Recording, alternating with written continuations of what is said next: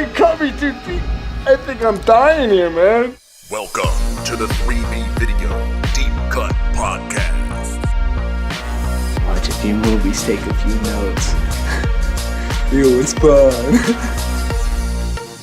Aw, yeah. It's that time again for another episode of the Deep Cut Podcast with your hosts, Rotten Roger DeMarco and... Them late fees are killer. This is evil. Super killer late fees. It's a multimedia massacre of madness and mayhem. You can't spell home video without D-I-E. God damn it. So what are we talking about? What movie are we talking about today? What treasure trove cinema are we discussing? Oh, that's right. We're not discussing anybody's cinema. We're talking about our own. Our own movie. That's right. If you guys have been following us on the YouTubes or just listening to our other podcasts, we've been kind of alluding to this. We've been diligently working behind the scenes, writing a script, storyboarding, securing locations, getting wardrobe, and all of these things, effects, so that we could stretch the almighty dollar as far as we possibly can and make our very own movie this summer. Well, the clarification on that is Roger is doing all those things he just said. I am not doing hardly any of that. You're showing up. I'm showing up. I'm pretty much classified as a dead weight as far as production goes. And when you try to put me on actual camera to do this stuff, you're really going to see the absolute definition of dead weight. I don't think so. We managed to hold our own over the past 2 years with a lot of skits and a lot of little things, so we're fairly comfortable in front of a camera. I would like to say, and also I feel like we're really not too shabby at improvising and bouncing things off of each other. Yeah, I think we can come up with an interesting idea if left to our own devices for a brief amount of time. We can kind of churn something out, but I don't know if I would say I'm any better on camera than I was any amount of time ago. I disagree. But who am I to judge? What do I know? That's right. But we are not professional actors by any stretch of the imagination. But I may be what is pictured in the dictionary as the exact opposite of what that is. And I just the whole thing kind of came to fruition basically out of necessity, I guess. Like, COVID happened, and it kind of halted a lot of the work that I am accustomed to doing in the video store throughout the week.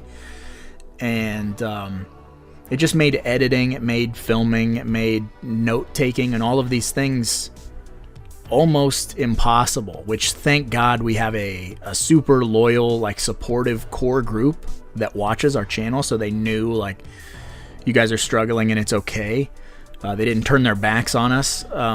But oddly enough, during quarantine, it allowed me to brainstorm with Evil and brainstorm with VHS Mikey and say, what do you think about us trying this? And it just kind of was a snowball. Well, I think it was a combination of two things. One, yeah, COVID of course happened, and just like the best indie filmmakers are able to really make their best work when they're under extremely limited circumstances or unforeseen circumstances. I very much picture you in a Chuck Russell kind of a mode going into a Nightmare 3 thing. But I feel like the idea of trying to do a short film, feature film, some kind of film really kind of got the bug planted after setting up and recording the special we did in October. Yeah, that Halloween special, you're 100% right. Because originally the entire Halloween special was supposed to be 2 top 5s. was supposed to be a top 5 from Evil and a top 5 from me, and we're gonna have these little itty bitty wraparound segment things to kind of tie it together, just like our normal review videos have a little skit, leading into each thing.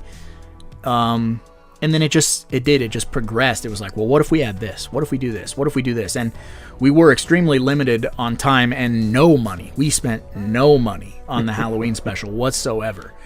And I was really impressed with the way it turned out. And I thought, you know what? I think if we were given the time,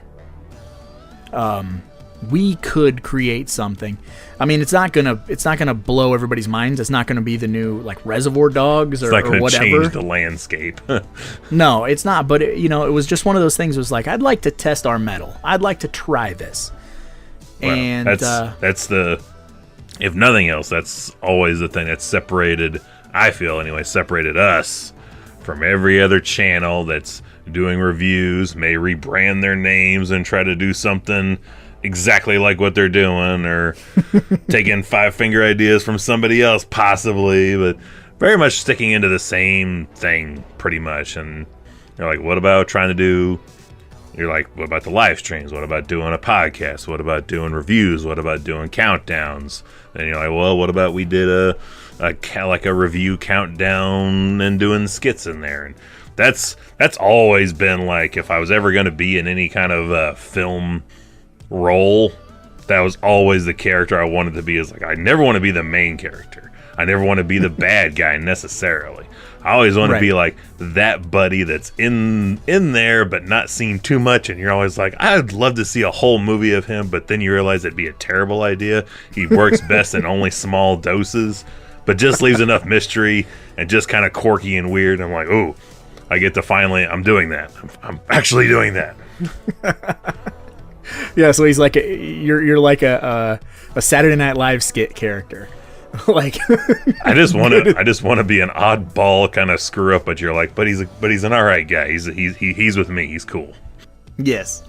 And I think for us to talk about this movie, we didn't even really name drop it. We're calling it TapeHead, and we did do a Patreon voting system where we let the patrons, whatever you want to call them, pick the tagline, and the tagline ended up being, "These late fees are killer."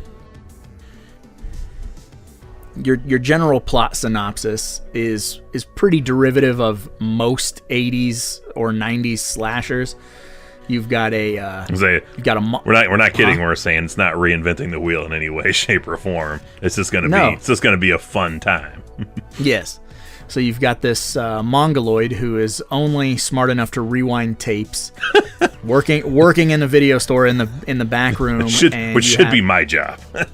It is my job.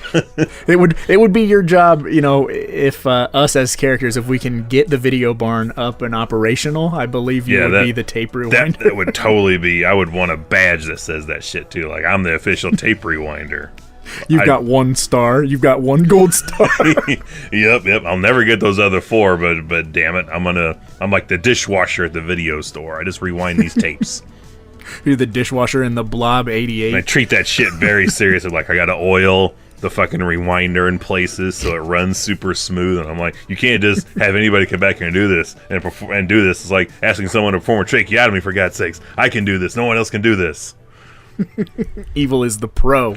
And so you have this mongoloid, and the kids who work in the video store play a prank on him that inadvertently leads to his death. So they cover up his death. I'm spoiling the whole movie for you guys. Again, I don't think this is a plot-driven film. I don't think spoilers are going to deter anyone from it. I think, if anything, it might bring people in. Yeah, and wouldn't you know it, you can't keep a good mongoloid down. He comes back and exacts some revenge. There's a little bit more to it than that, which you'll just have to see. But the whole thing, it goes all the way back to just the movies that Evil and I love and appreciate, with like Adam Green's filmography, Joe Lynch's filmography, or even further back to some of those, Jim Wynorski slashers. And I would say Lloyd Kaufman, but I know Evil is not a Lloyd Kaufman fan or connoisseur. But, just the staples of the video store that you would go to. And the cover art would pull you in, and we're just trying to... Edge of the axe.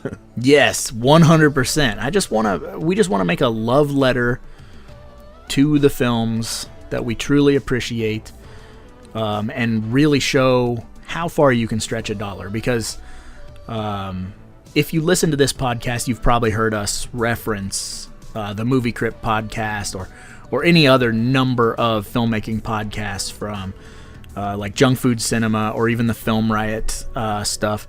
But it's really all about what you can do with your limitations. And I know a lot of people have said, well, I can't make a movie because I don't have the money, or I can't write a script because I don't have the time, or I don't have this, or there's always an excuse to put in front of something that you'll never don't be really ready. Right, you really don't have the drive for it. That's the issue. And so when we decided to write this script, it was sort of a little collaborative effort. But again, like Evil said, it's not necessarily reinventing the wheel. It's a very much a systematic approach to it, a setup, a payoff, and very similar to our Halloween special. But we're going to stretch that out as long as we possibly can, and hopefully you guys aren't fucking bored out of your skulls during the runtime. There's the ultimate goal, really, I think, is it's, of course, not reinventing the wheel. It's not going to be anything you haven't seen a million times. It's not going to be a swerve bro fucking ending. But our goal, I feel, is to, if nothing else, entertain for the runtime that it's playing, which is what every one of these movies that was the inspiration did for us. So if it just does that for anybody else, or there's the split. It's like it's going to just entertain and get your mind off the bullshit of what's going on and whatever you got going on for 40 minutes, an hour, or whatever it is, or or you watch it and you go, shit, look at this thing. I mean, we could do this too. Why don't we give it a shot? which is really all you can hope for. Like, when Sam Raimi made Evil Dead, it was 16 pages, and it wasn't even real pages. It was like 16 napkins. Yeah, So we're already ahead of the game technically on there because we use actual paper. Yeah, legit, no smudge paper. The highest quality paper. If it was left up to me, it would be on a couple of napkins. Which, make no mistake, there will be some ad-libbing that will probably be scribbled on napkins or, coffee filters or whatever. But I don't want to spoil too much about the movie, even though I gave you kind of like a brief plot synopsis thing. But I did want to talk a little bit about how it's going to feel professional, even though I am not professional, I guess. But you've got some professional work under your belt, though, because you already have some working on set experience coming into this thing. Yeah, poquito. I worked on a handful of Balsamo films. James Balsamo, for anyone in the audience who doesn't know about that man, just Google that name and go down that rabbit hole. But you have a makeout scene in one of them with your old lady, don't you? I'm like, yes, I think that was like way back when I was like, I knew you, but then we didn't like know you that well, and we were watching that movie and like, hey. we're the couple from Iowa who killed themselves while they were doing it. That's definitely some Norwegian death metal shit right there. Yes. And I've worked on some Sav Rogers projects, and I've worked with Patrick Ray. But I really wanted to kind of put together this ragtag group of people and build our own film family. Over the course of the past 6-7 years, I've went through all these different career path ideas, where when I was in high school, all I ever wanted to do was somehow, some way, get to New Jersey and work on trauma film sets. And you gotta set the bar higher than that. You know, I mean, I just assumed that that's where I belonged, and then I would set my sights for a garbage man and be 10 times higher than that. And you know, as an adult, I had decided I wanted to do written reviews, and then I decided I wanted to be like a production assistant on movies, and then I decided, well, maybe I want to be an extra. And all of these things, they're all awesome, but they weren't like super fulfilling. I don't really know how to, you know, because filmmaking is... They were flavor of the months of sorts. Like, you developed a passion for it. It was quick, but it was fleeting. It wasn't, it didn't have substance to it that you could hang on to. Aspects about it you didn't like doing, or like, it didn't carry the passion that you need to keep going with it. And then I think the last like iteration of career path that I truly went through in my brain was, I'd love to be a production assistant for Ariscope. You know, like that would be amazing. But then the more I listened to the Movie Crypt podcast, you know, Adam and Joe they're very adamant about film families. And it's like, you don't need to join our film family, find your own. And they say that a lot, and it took a while for that to drill through my thick skull, because I was like, I'm going to work for Adam.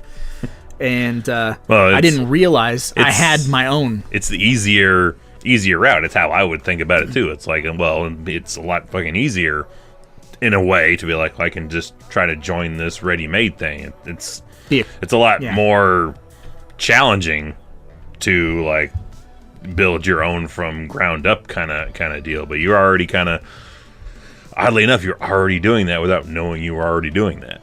Exactly. You know, and if I would have pursued the trauma route or the Ariscope route, I would just be a cog in a machine.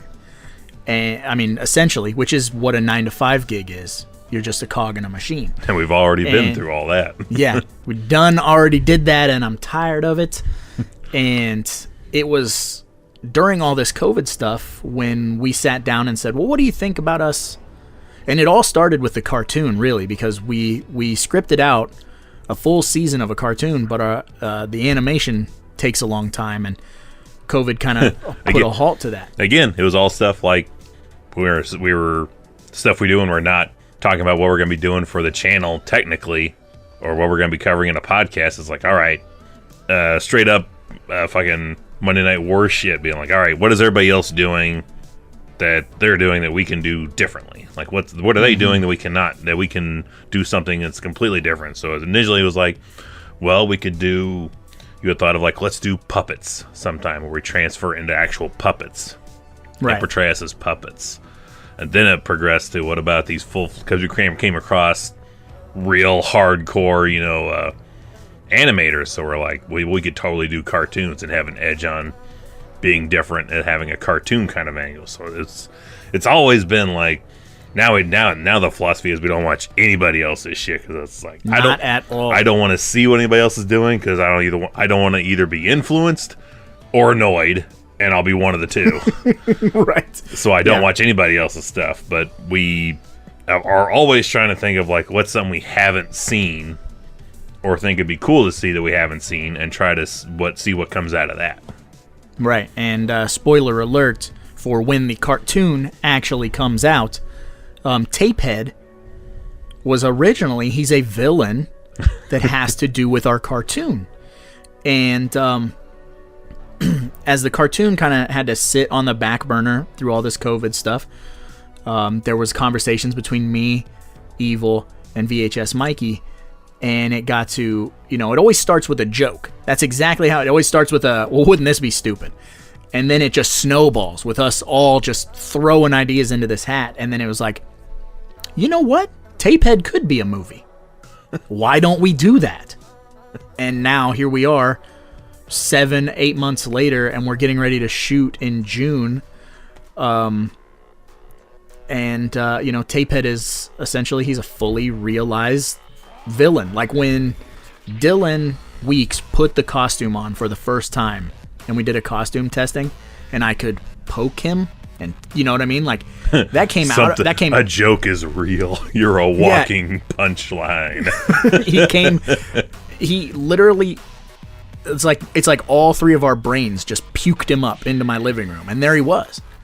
You know, this big, thick mongoloid who is super, you know, intimidating and fucking just cool. Like, it's so cool to see, like, my brain farted this out, you know? Is he wearing boots? What footwear does he have? He has these, they're not boots, they're kind of these like leather shoe things. I guess they kind of look like boots, but they're like not. They ain't big old tall shit kickers. I was just like picturing in my head as you were talking about that, and then I got down in my mind to his feet, and I'm like, what the fuck is he wearing on his feet? You'll have to see. I don't I'll send even you know. A picture I'll send you a picture because they're here. A full body photo. His whole wardrobe is here. Which that's another thing. We can't talk about this movie without talking about the fact that there are a couple of scenes that I have to film here. You know, we have one central location that is locked, but there are other scenes that don't take place there. So I literally had to destroy my entire house. That's nothing new for you, though. I think you in a weird way enjoy doing that. Like, I'm going to remodel this entire room. Y'all get out of here. I do have a propensity to do that a lot, and which leads to stressful conversations between me and my wife, because she's like, why can't we just shoot it somewhere else? Why can't we do this? Why can't we do that? And why do you have to turn my house into a goddamn shoot? I just want to go to the bathroom, make dinner, and sit on the couch. Why is that a challenge? Roger, why are you making this difficult for me? Why is there a graveyard in our living room? And that all kind of, again, stems from those like old Universal monster movies, or even as you know, Adam's movies with like Hatchet. Like with Hatchet 1, they turned a desert into a swamp. And, you know, by the time you get to Hatchet 3, they are, or Victor Crowley, they're shooting inside Ariscope Studios for certain scenes, and they're just dangling tree leaves and, you know, keeping it dark and things like that. So the hopefulness is we just keep telling Roger's old lady is, don't worry, by TapeHead 3, we won't be shooting it in the house anymore. Right. We'll figure something out. Unfortunately, Dude's Night In will be filmed inside the house, so we can't do nothing about that. Dude's Night In will be filmed entirely outside with green screen. That's the next movie I'm already psyched to do, is Dude's Night In. Could totally create the exact same way, created off an entire joke during the podcast that's on this show, and I'm just gonna keep hanging on to that dream. As soon as this is all done, I'll be like, all right, Raj, you ready for Dude's Night In? Well, and see, like 2 years ago, I don't know if you remember this. Probably not. I had this idea for a skit or a short film. That I do remember. Called Super Awesome Fun Time, and it was going to be you and me as adults, but dressed like 9-year-old versions of ourselves, with like short shorts. And I mean, that's pretty much what we dress like now. Right. It's not really much of a stretch. And it was going to be your wife dropping you off to spend the night, you know, and you got like your wrestling sleeping bag, and then we're up in a bedroom playing with wrestling toys, and like we are sharing a beer, taking a sip of a beer, and like watching scrambled porno VHS tapes, and then both of our wives bust us like hanging out like we're little kids, and they're upset with us. And that almost feels like it could be fucking Dude's Night In, except there's a slasher involved. Yeah, Circular Steve is going to be in that wearing his windbreaker suit. That's our killer for that. But I like how you described that setup, where that could either be a very sad, tragic horror film, or it could be a comedy, depending on how you look at it. Just change the music, and it's like, oh, this is horrible. These guys are mentally damaged. They're gonna kill their wives. This is depressing as fuck. You know, like, I want to do this. Oh no, I want to do this. So that's how all of our crazy ideas get started. It's, I wish we could all be in the same room together. Oh, if we were not like separated by great distance, TapeHead would have been made like a year ago. We'd already be wrapping production on Dude's Night In and working on the next project ahead of it. Like, we would be way so much further ahead of everything. Right. If we weren't bound by geography. Which is, the end goal, which, we kind of already talked about a little bit with me starting this film family. And like you said, it happened inadvertently, with my wife, who is a professional photographer. She's outstanding. Oh, yeah. With our tech man, who is, he knows his stuff about sound. On the cutting edge of shit we don't know because we're old. Right. And then we've got Mikey, who is an amazing editor, also, a talented graphic designer, animator, all of these things. And then somehow, some way, you and I fit into there. I don't know. I think it's, because occasionally we're funny. And I only am when I got somebody else around. I found that out as even the wife said, "You're funny." I'm like, no, it requires somebody else being in the room for me to be funny at all. I am not on my own. Like, I struggle on my own, but give me somebody else and I can work off of that. We prime the pump. We work together. We all, a joke can start, the little seedling of a joke, and then it can progress into TapeHead, a mongoloid wearing a VHS mask. And yeah,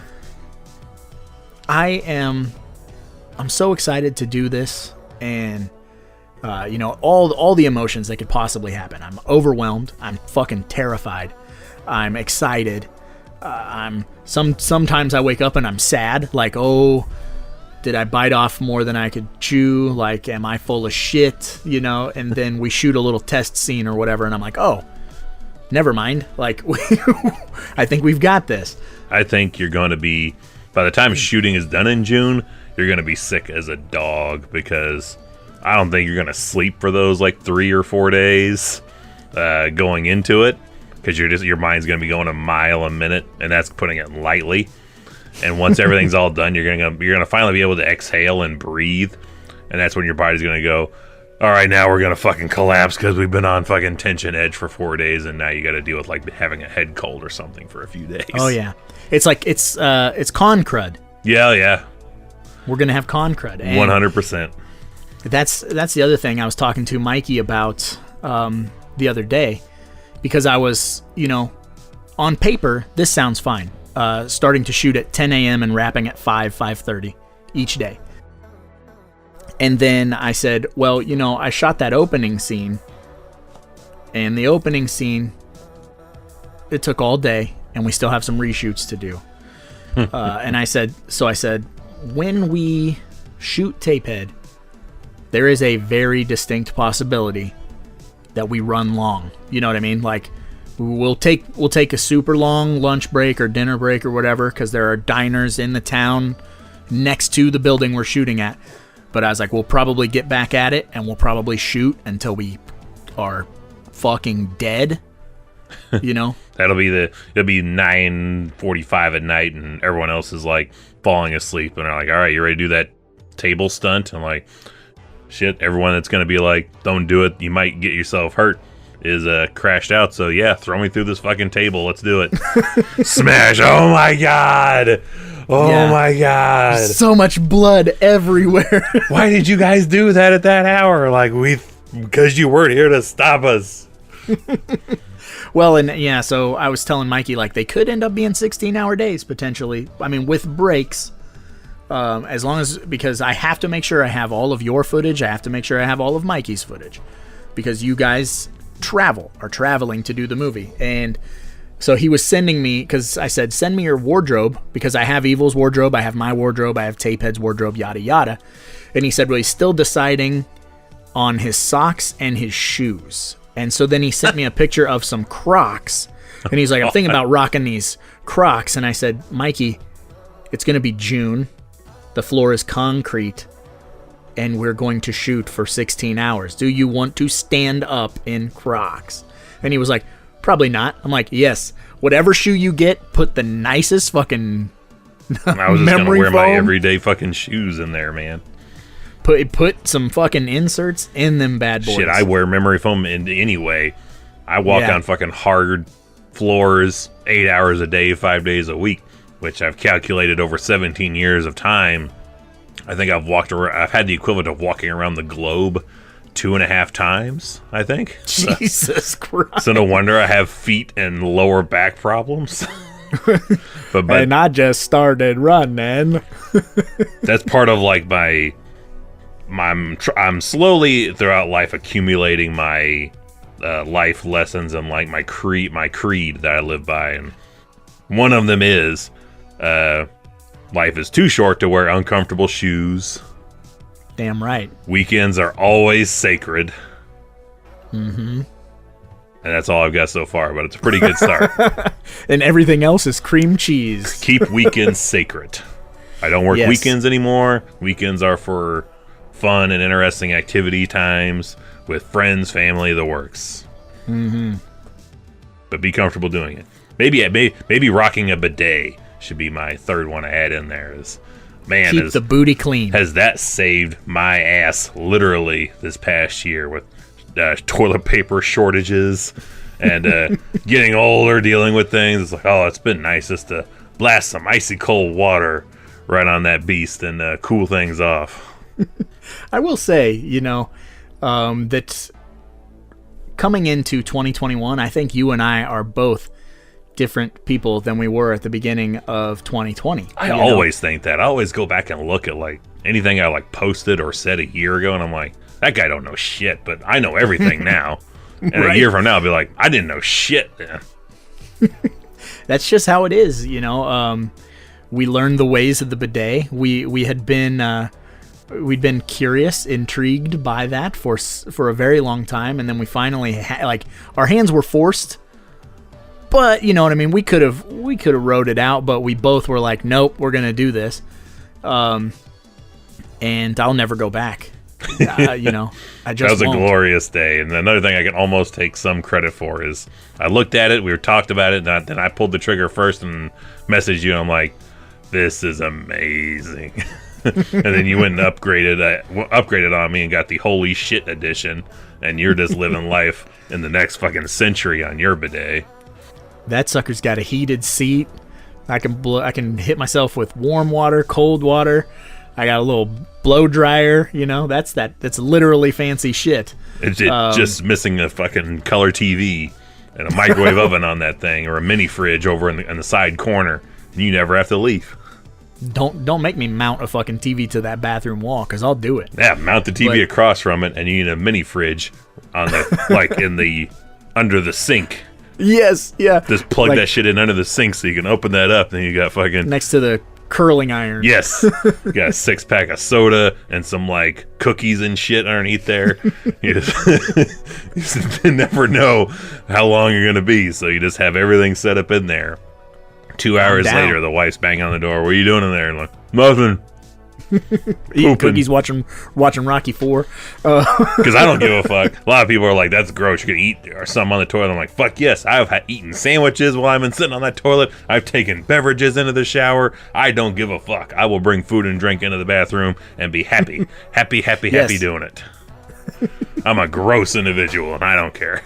We don't give a fuck. That's why I have the bidet to wash myself clean. Mm-hmm. I die clean. I am indeed. So when it comes to this movie and it comes to all the stuff that we decided on, again, a lot of it comes from jokes and weird things. And the most recent thing that I can divulge, which you're already scoffing on camera because you fucking know what I'm about to bring up. It's not a scoff, more of a light chuckle. I'm internally tee-heeing. He's tee-heeing. I'm tee-heeing. So, God, this has probably been a week and a half ago. Mikey was having kind of a rough day, so I gave him a call, and we're just discussing life and all of these things, and I'm putting him in a good mood, and we're just joking, and out of nowhere he says, "Hey, you know the scene in the movie where we kind of like recant the story of TapeHead and da-da-da-da-da? And I was like, yeah. I'm thinking we need some like flashback stuff for that scene. And I said, okay, like, well, what do you mean? Like, what are you seeing? And he's like, well, what if we have like the birth of TapeHead kind of on camera? I'm like, Mikey, I'm like, that's hilarious. We're laughing about it, and you know, because there's a certain tone to the movie. He's really planting the seeds for the prequel sequel. Yeah, that's what he's really doing. He's trying, and so I'm laughing along with him, and we're just joking. And I say, Mikey, I don't know where you even find a fetus. You know what I mean? Like, I don't know anything about that. And within like 3 minutes, he's like, "What's your address?" I'm like, "You are not sending a baby to my house." And he's like, "You have a disformed fetus on the way." And so, you know, not a real one, right, Mikey? Yeah, sure. Why not? It's it's the fetus from fucking Halloween 6. Like he's on the dark web sending this shit to you. Big old fucking pickle jar of formaldehyde.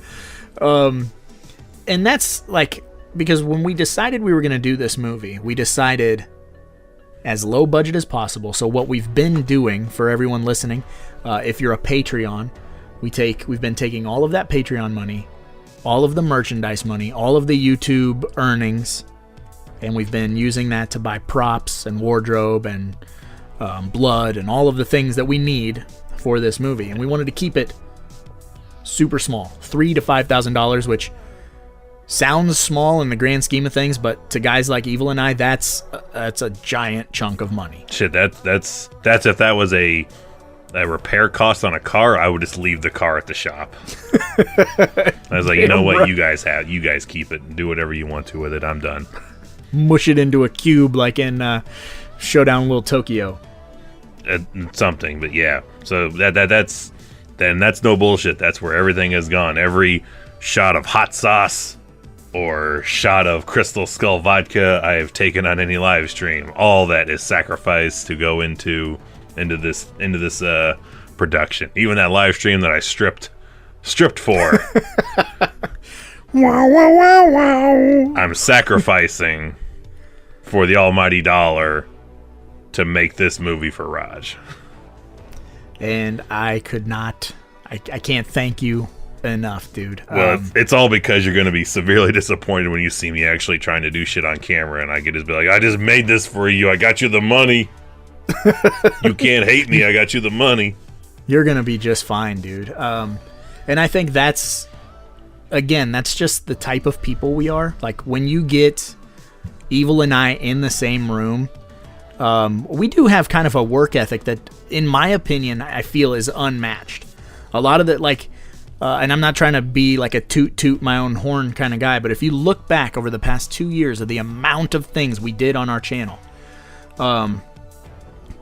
trying new things and 4 videos a week and a live stream and, you know, skits, really well edited together skits, and just a lot of work, a lot of time. But you know what I mean? Like, I just feel like when we're together, that creativity is unmatched.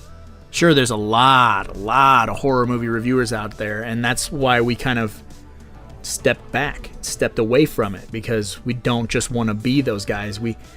There is something special between Evil and I when it comes to just randomly creating something, and I can't wait to do that in June. Yep, we're gonna make something, and it's gonna be something. It's gonna be something. It will be something. You know, without looking at the script and, you know, going into like super detail, I think we got something like 9 dead bodies. 9, unless we. That's ambitious. Yeah, 9 corpses. You're already like ahead of at least combined a couple of Elm Street movies at that pace. Yeah.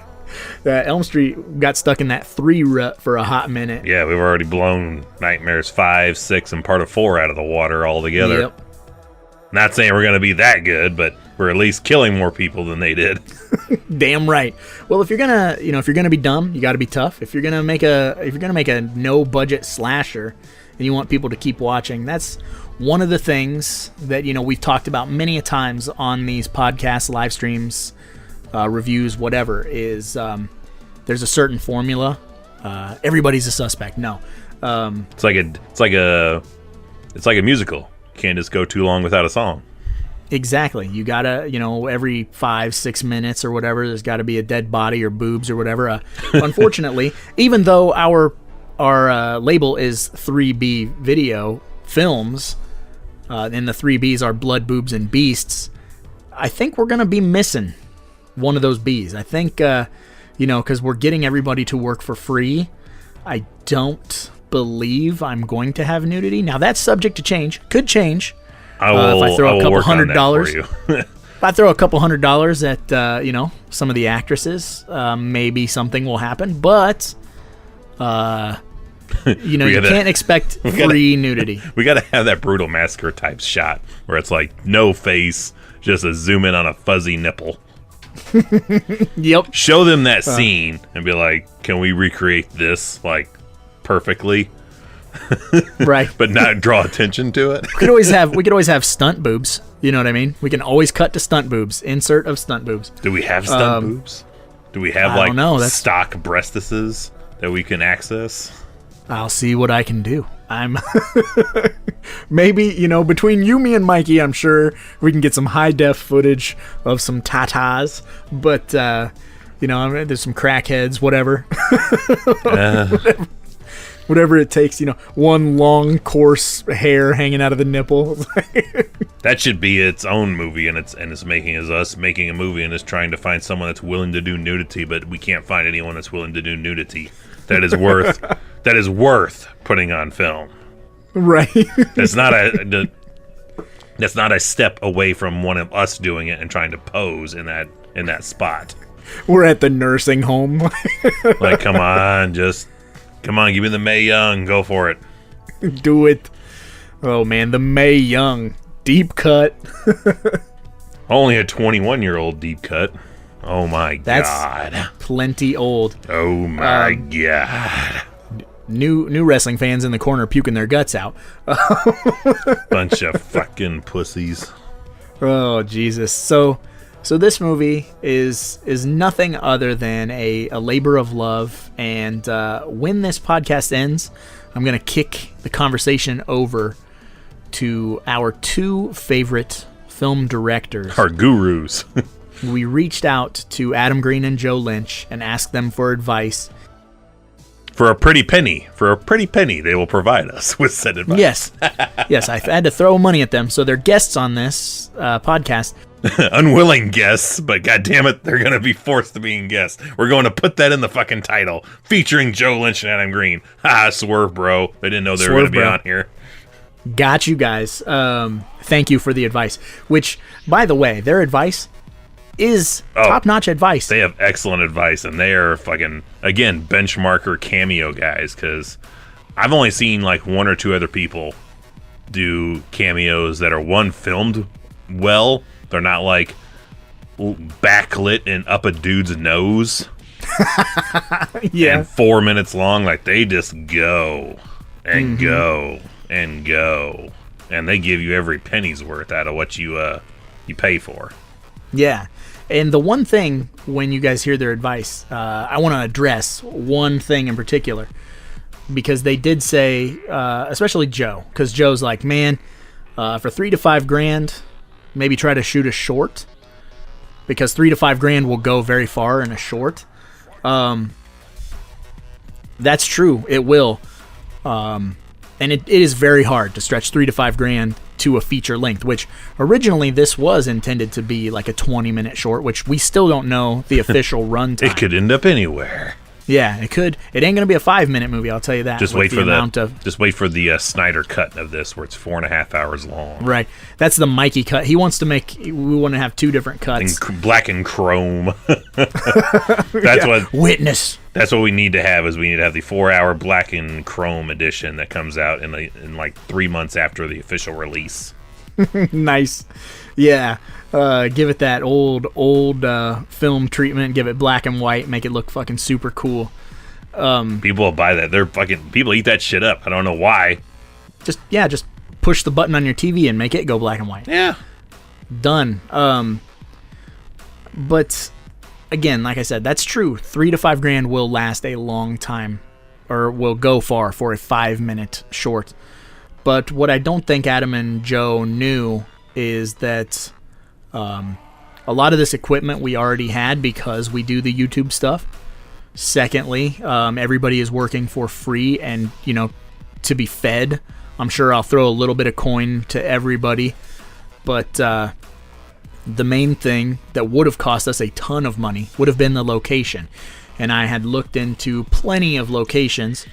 Had to, if you boil it down, you have to rent a building, which would have no electricity, no water, no heat, or whatever. So I would have to turn all of those utilities on and rent this building for a month, which would have cost basically all of our money. We would have, that would have been it. And turns out that Raj has connections. Yeah, which we didn't even think about. That's how we had our blinders on when it came to making this movie, and I was so focused on just going down the list and check mark. What have I done? I've done this. I've done that. My wife's mom actually owns a storefront that they use only on rare occasion. They have their Christmas dinners there. They have, Thanksgiving there. They barbecue there. They just hang out there. It's like a clubhouse for them, essentially. And so they're like, you can use this anytime you want. It won't cost you a dime. So that was probably the biggest breakthrough we've ever had. Hey, everything's turning up Adam on this shoot. A lot of that. This just a lot of dumb luck and just coinky dinks of just the connections that you're able to realize that are there that you didn't notice that were there initially, and cutting them dollar corners, man. Yeah. I will say, everything I've ever watched and every film set I've ever been a part of, they always say anything that can go wrong will go wrong. What do they call that? Murphy's Law, I guess, is the official term for it. I think so. Great show. Never watched it. Dead or Alive, You're Coming With Me. That's a different show. That's Alex Murphy. There you go. Alex Murphy's Law. I'd watch that for $1. I would. Is that shit on HBO Max? First episode's just titled "Can You Fly, Bobby?" So they say anything that can go wrong will go wrong. Now, at the time of recording this podcast, which is the 8th of whatever fucking month we're in. April. It's April 8th while we're recording this. And it's Mom's birthday today. Nice. It is my anniversary tomorrow. Boom. So isn't it Kane's birthday today too? It is Kane's birthday. That's weird. 66. My mom and Kane Hodder share a birthday. Get your mom a cake with Kane Hodder's face. She's like, who the hell is this? And I'll be like, that's your birthday buddy. Yeah. So at the time we're recording this, we have shot one scene, which is the opener to the film. And I was debating on saving this conversation for the commentary, but I might as well just do it. Makes you feel good, do it. And this is a prime example. Any of you who are listening who are thinking yeah, let's make a movie. Roger and Evil are doing it, and it doesn't cost that much money, which, do it. Make your own movie. But be prepared for horse shit to come at you when you least expect it. Have a stress ball handy because it will be a lot less expensive when you destroy that as opposed to anything else that might be in your hands. Punch your wives. No. So punch your wife's pillow. I didn't think you were going there. So we had everything figured out, everything plotted out, schemed, all my actors, all my crew, everything was good. and we were going to shoot on a Friday a few weeks back. And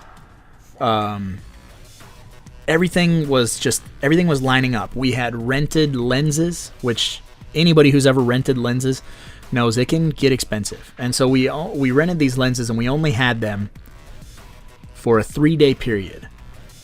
And they were going to be arriving the day before shooting. So they were going to arrive on Thursday. We're going to shoot on Saturday, or shoot on Friday. So Monday of that week, I'm talking to my actors. Everything's okay for the first half of the day. And then one of my actors gets a hold of us and says, I might have COVID. So I need to go to the hospital. I need to take a test. I need to do all of these things. But I sound like crap, and, I might be dying, which, that sucks. COVID is terrible. So it was like, okay, you go to the doctor, you get it all figured out, you rest up. So immediately I start brainstorming how to kill him. Shoot around this one actor. We just kill him. Yeah. Can I omit the scenes, shoot around them, and still manage to have a productive day? And the answer was yes. There was things I could do. I could fake shimp. I could do whatever I needed to do to make it happen. And that's Monday. Later in the evening, the actor calls and says, I don't have COVID. I don't have the flu. I don't have strep throat. I'm just sick. So I'm just going to rest up, and I'll see you Friday. Crisis averted.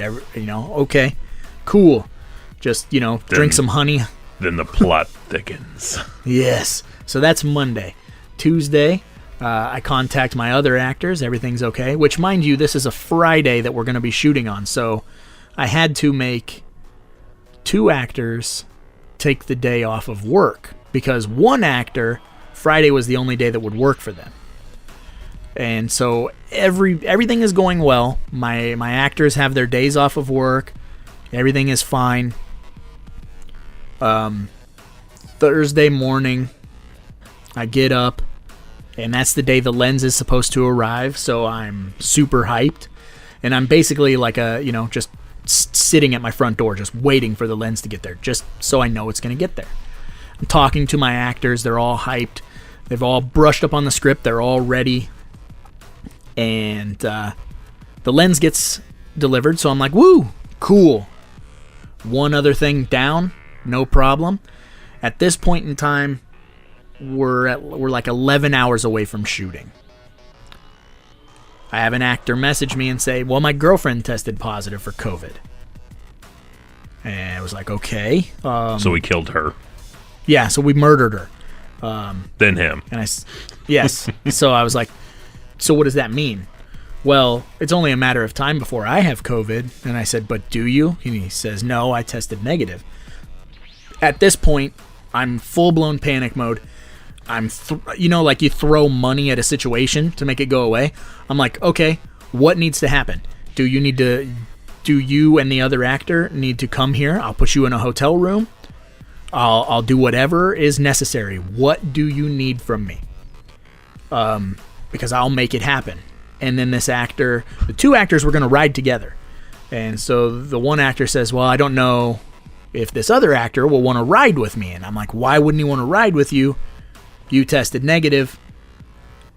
It should be okay. You guys come. I'll give you 2 different hotel rooms. Whatever you need. Whatever you need, I will do. You need hookers? You need women? What do you want? Cocaine? Please do not let this fall apart. I've rented lenses. They're here. People have taken days off of work. I tore my entire house apart because, again, we're shooting this scene in my house. Both actors bail on me with less than 11 hours until shoot. I can't shoot around those 2 actors. I could have shot around the one actor, but having 2 gone, it's impossible. So it was a lot of screaming, a lot of crying, a lot of sweating, a lot of puking, pooping, and phone calls to last-minute secure new actors who were not familiar with the script at all, which is why I have to do reshoots here in like 2 weeks. 2 weeks. to reshoot the scene because these actors were not acclimated to the material. Again, anything that can go wrong will go wrong. People that you know you can depend on, they are the ones that you cannot.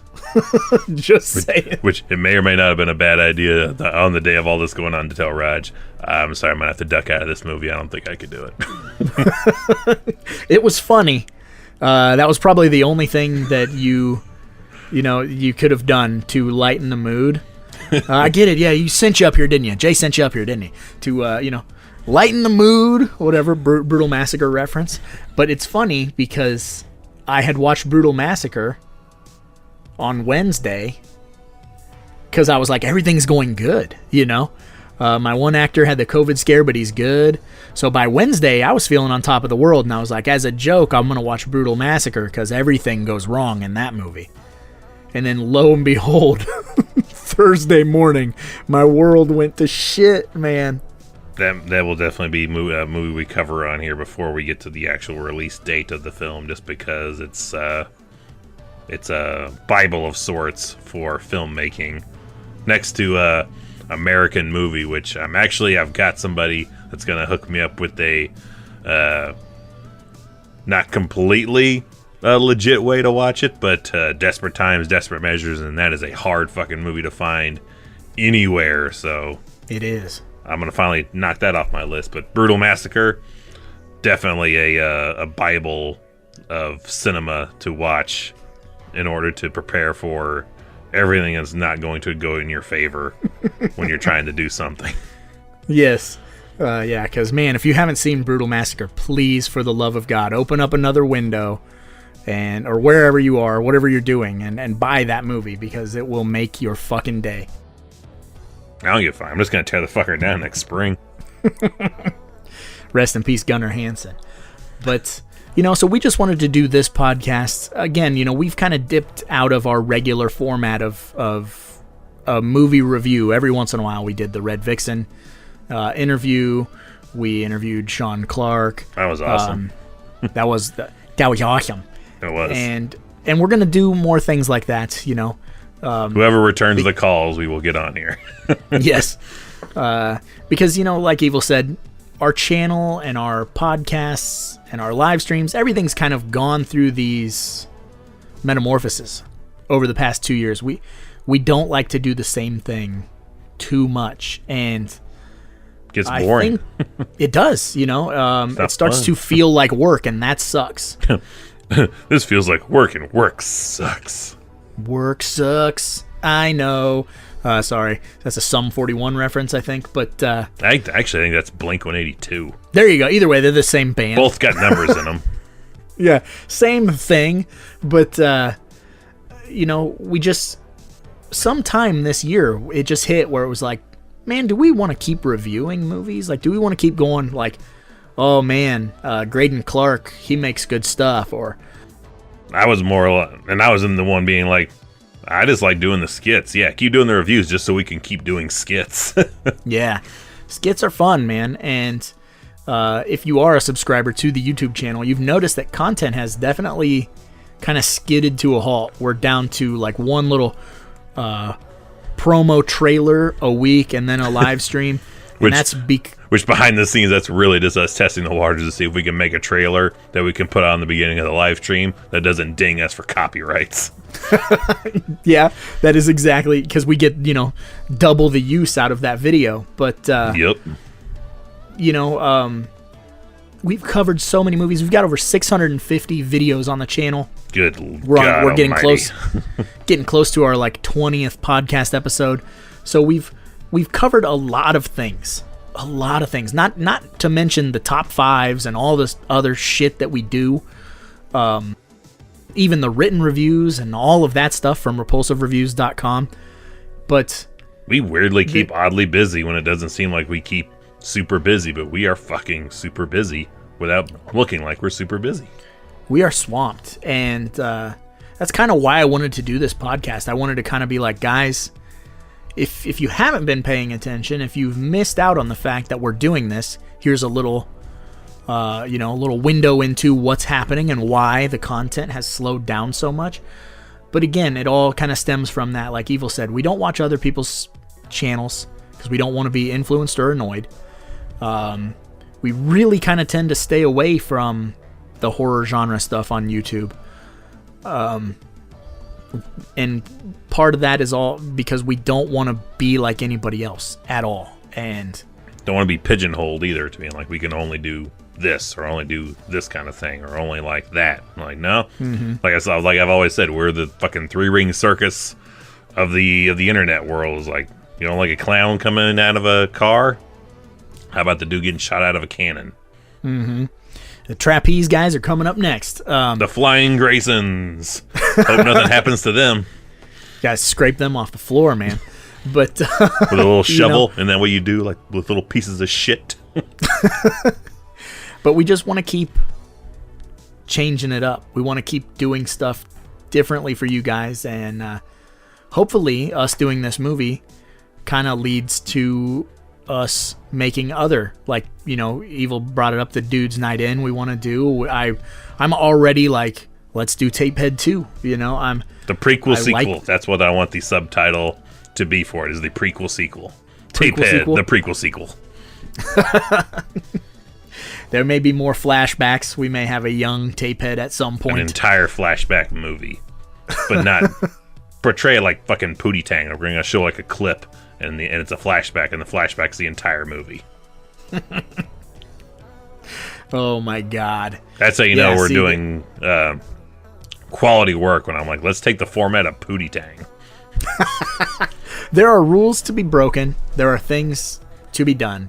And we will do as many of them as we possibly can. Because if you are listening and you don't know our ages, they're up there. This might come as a shock to you. But I think, you know, Evil and I are both gonna have birthdays right around the time of production, and we're up there. And I'm on the wrong side of my late 30s. And I think that a lot of it does stem from that Adam Green and Aries Scope story, where it's like there's so much left to be done. You know, it's hard to just stay stagnant doing one thing forever. And I had this really weird kind of breakdown 6-7 months ago, where I was like, man, all we do is talk about the genre. But that doesn't contribute to the genre. Unless you're being in documentaries or whatever, you know, you're a film historian. That contributes to the genre. Or you make films. So we're going to make something super duper dirt cheap with the equipment we have on hand. And we're going to try and shake it up a little bit. And I'm fucking super excited. And it's another point to be made that we're in our late 30s, and hopefully this is like the thing that's like, oh, this is what we were supposed to be doing the entire time.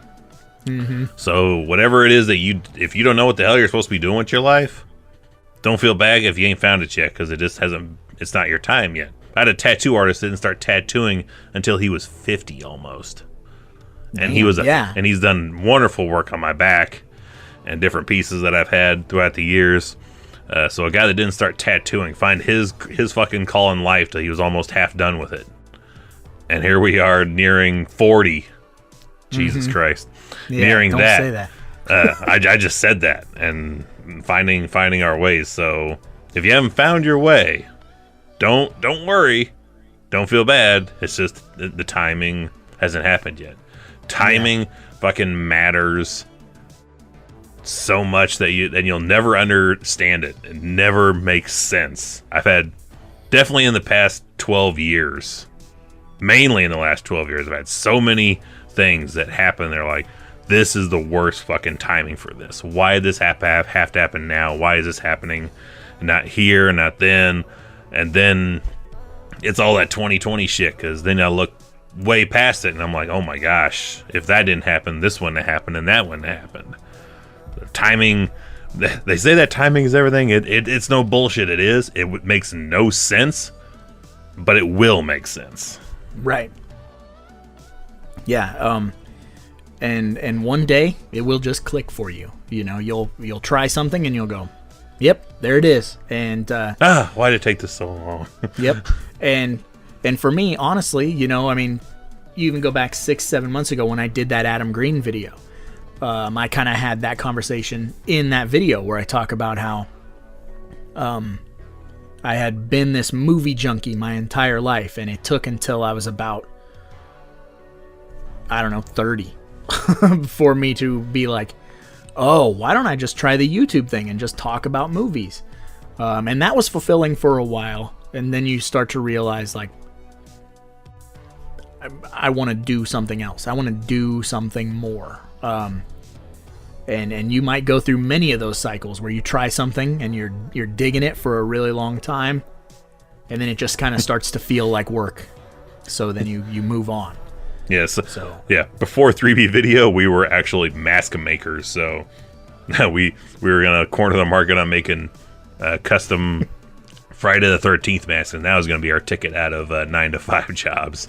Yes. So don't feel bad if you think you found what it is, and then it changes into something else, and then changes into something else. It was supposed to. You just don't know it was supposed to. Right. And I'll tell you this, though. Through all of that, it's been you and me.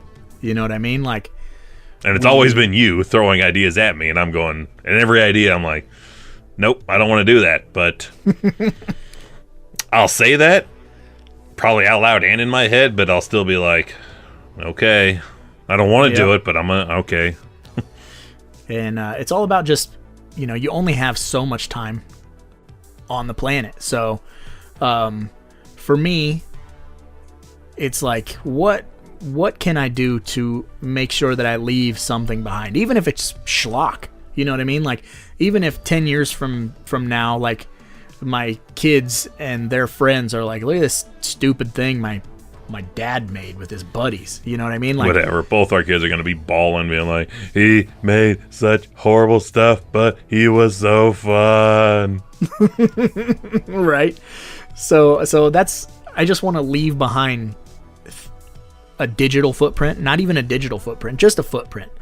I want it to be like, hey, these guys were not afraid to try anything. We're fucking, like, when I think about you and I as parents, and then I think about other parents, that's what trips me out. Because, like, my kids will have friends come over and they'll be scared of the house because there's horror movie posters, and they'll be like, you know, my parents don't watch that or whatever. You know, we got full-grown adult. I have full-grown adults that come to my house that don't want to come down to the basement. Fembot that will not come down here on her own. If I'm down here and we're like, oh, we're gonna record and do something, she's fine. But she's like, I'm not going down there on my own. Those things you have in the basement will come to life and kill me. I'm like, yeah, probably. Yeah.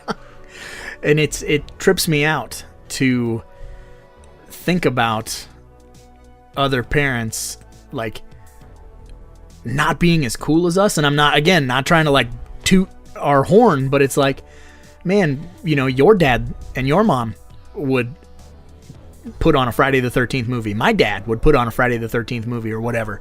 My mom would take me to midnight screenings of horror movies.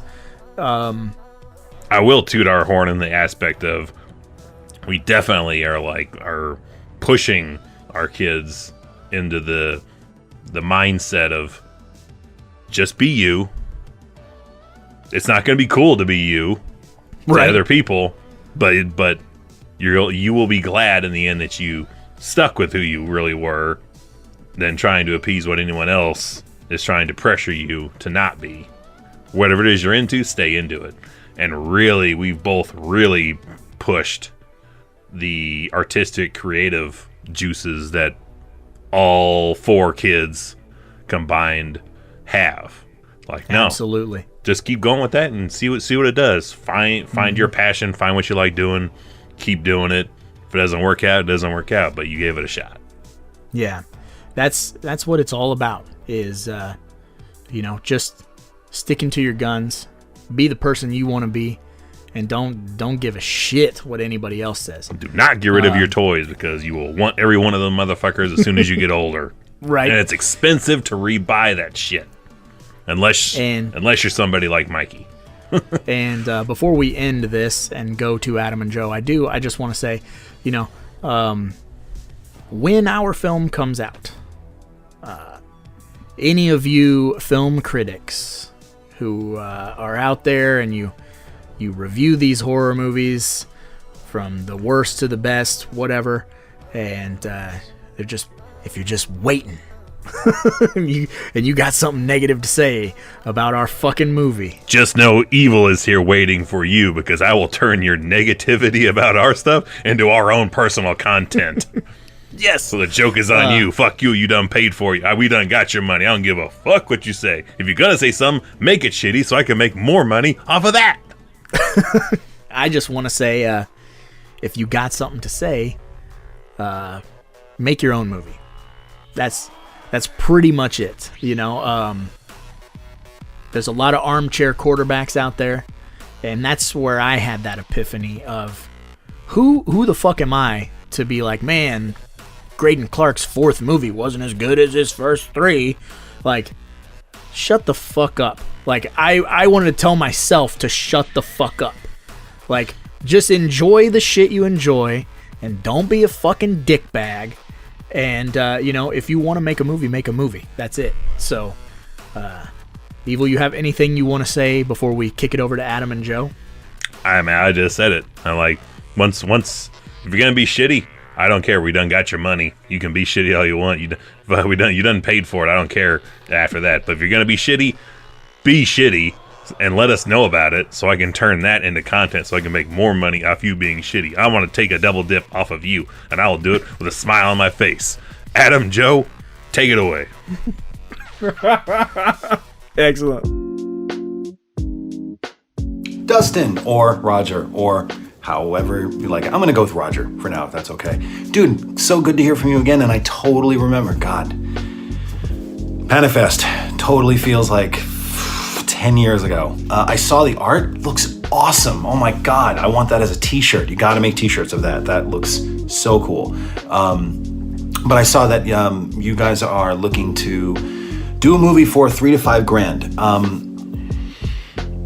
Here's my best advice. I would almost, if you really truly feel like this thing is, worth being a passion project for you, I would almost suggest, and I'm sure that you've either gone down this road before or, maybe thought like, you know what, that's a possibility, but it's not like, making the whole thing is, with that $3 to $5 grand, and with all the help that you have out in Kansas City or beyond, obviously there's a great community of people there that could help you out.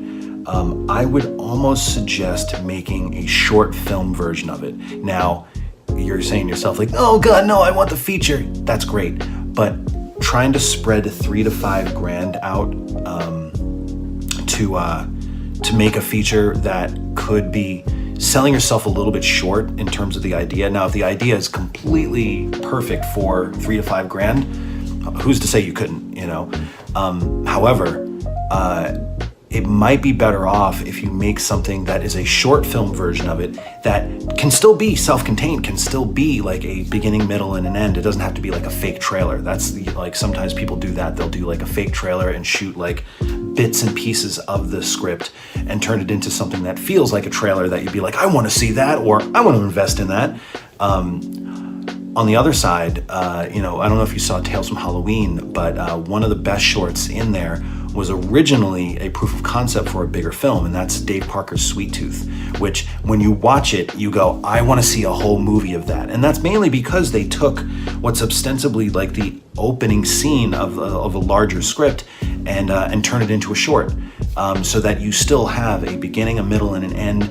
It sets up the rules, it sets up the creature, it sets up the stakes, sets up the tone and the visuals too, but does it in a way that doesn't feel incomplete. And all that money, instead of Dave doing, like a feature film version of Sweet Tooth and compromising on the concept, compromising on the actors, compromising on the visuals, everything.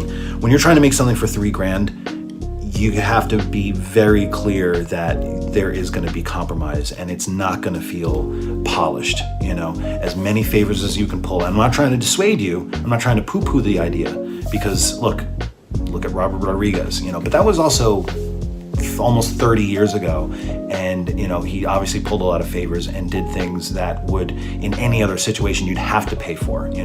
That's the thing that they doesn't talk about, is that the original film was $7,000, but the version that you saw in theaters with the better sound mix and some pickups was more like $100,000, and that was just so that it could be presentable in a movie form. So I would almost say take all the favors that you have lined up and that $3,000 to $5,000, spend the weekend or even just like a week, figure out a short condensed version of TapeHead.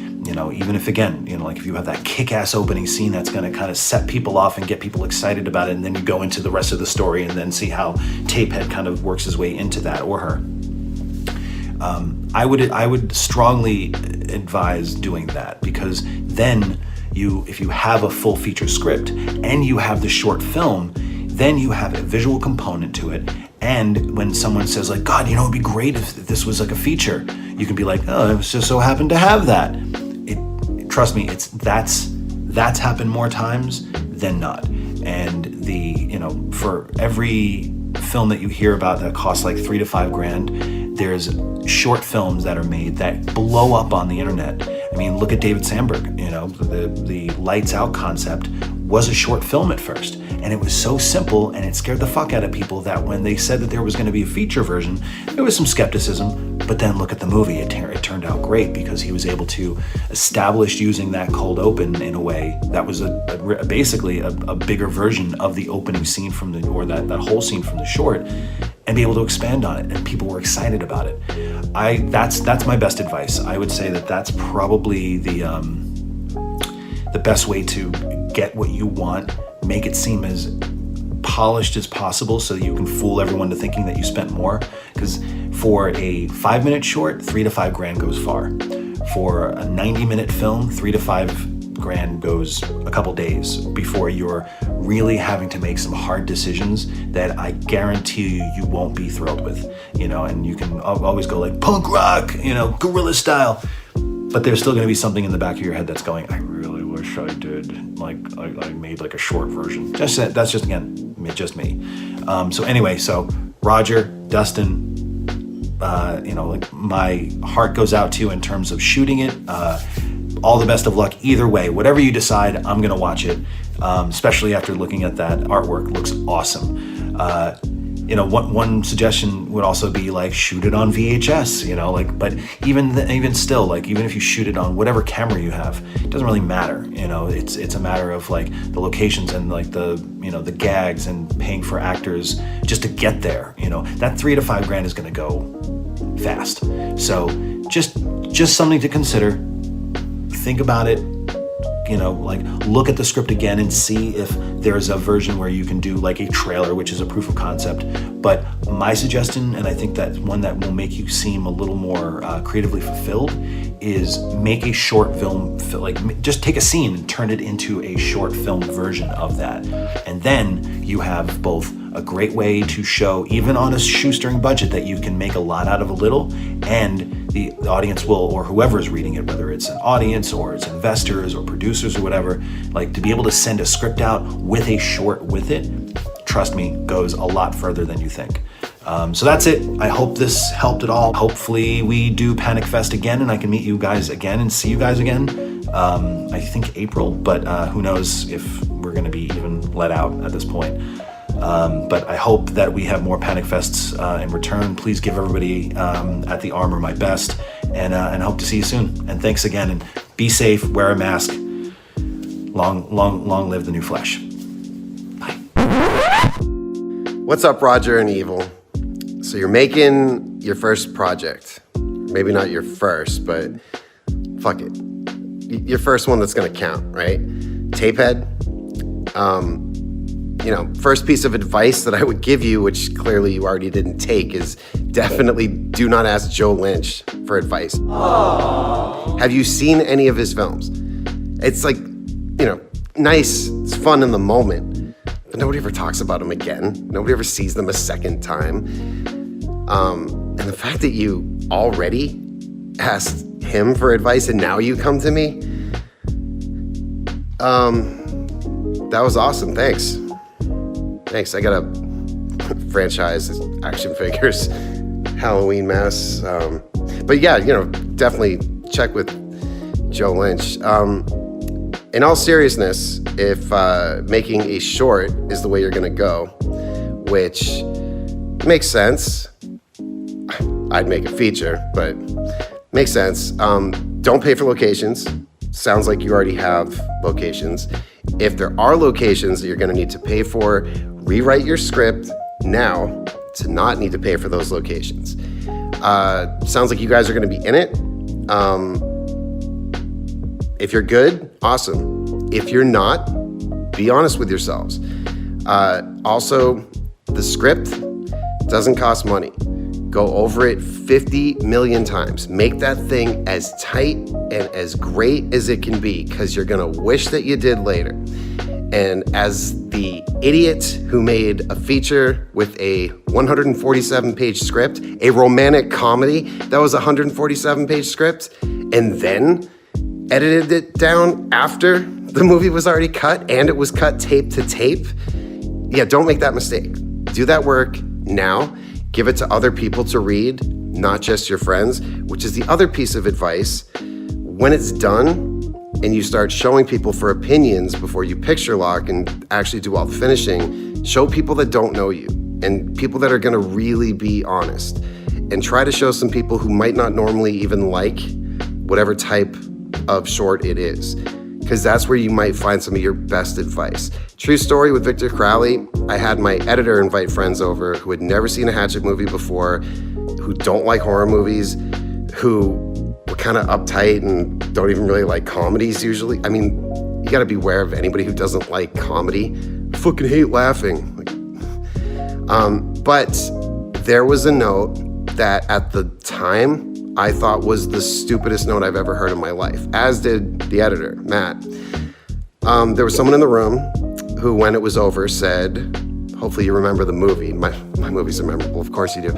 It wasn't fucking Mayhem. And somebody said, what happened to Tiffany Shepis' character? What happened to Casey, who was trapped under the seat rails and the water level was rising? And I'm like, is this a joke? And I'm looking at Matt and he's looking at me and I'm like, she drowned. And the whole rest of the room was like, she drowned. And they're like, yeah, I didn't catch that. And then somebody else sitting on the opposite side raises their hand and says, yeah, I was wondering about that too. I didn't know what happened to her. And I was like, how the fuck did you not see her drown? Like the whole movie came to a fucking stop. Well, what it ended up being was we were cutting to a shot of Dave Sheridan screaming about it a little too soon.